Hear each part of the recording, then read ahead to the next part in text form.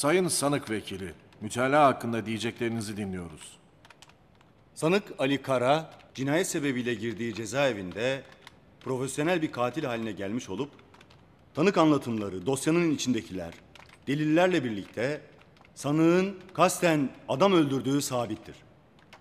Sanığın anlatımları, dosyanın mevcut durumu, deliller ve tanıkların birlikte incelendiğinde görüldüğü üzere sanığın tahammüden adam öldürdüğü, tahammüden ve kasten adam öldürdüğü açık olup Türk Ceza Kanunu'nun 448. maddesi uyarınca sanığın cezalandırılmasını talep etmekteyiz. Sanık Ali Kara, son sözünüzü alayım.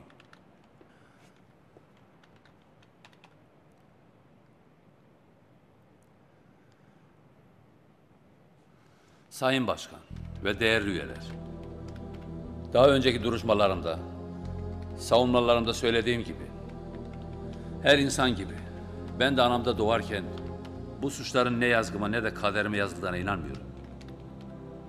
Dünyaya gözümü açtım açalı, yaşadığım zaman yolculuğunda sevgide özgürlüğün, saygıda mecburiyetin olduğunu, yanlış törelerin beni daha önce de karşınıza çıkardığı, geride bıraktığım şu masum garibimin eşim olacağı gün nefsimizin müdafasında bile ceza giydim.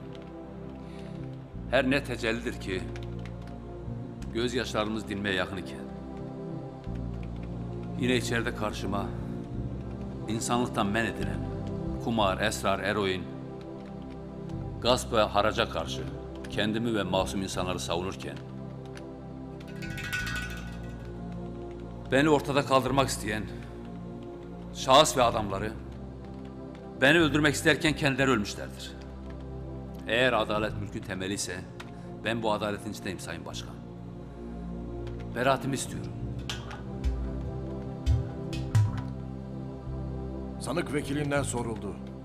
Sayın Hakim ve üyeler, sanık Ali Kara, hükümlü bulunduğu cezaevinde yatmaktayken bir takım menfaat odaklarının önünü tıkadığından cezaevinde öldürülmek istenmiş, anlattığı gibi kendisini korumuştur. Suçun işlenişi, olayın oluş biçimi ve deliller göz önünde tutularak meşru müdafaa sınırları gözetilerek beraatine karar verilmesini talep ederim.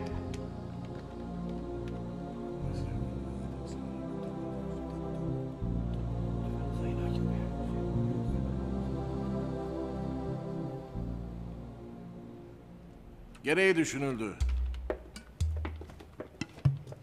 Yaz kızım. Yukarıda açık kimliği yazılı Ali Kara hakkında verilen karardır. Müsbet suçundan mahkememize açılan kamu davasının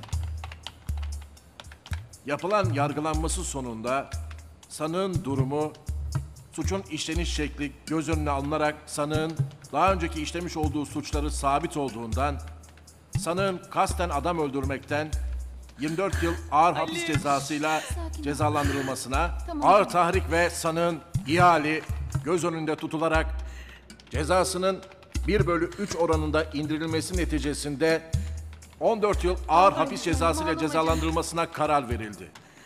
Tamam canım, bak temizle. Yasal yolları açık olmak üzere sanığın yüzüne açıkça okunup anlatıldı. Mahkeme kapanmıştır. Götürebilirsiniz. Ali!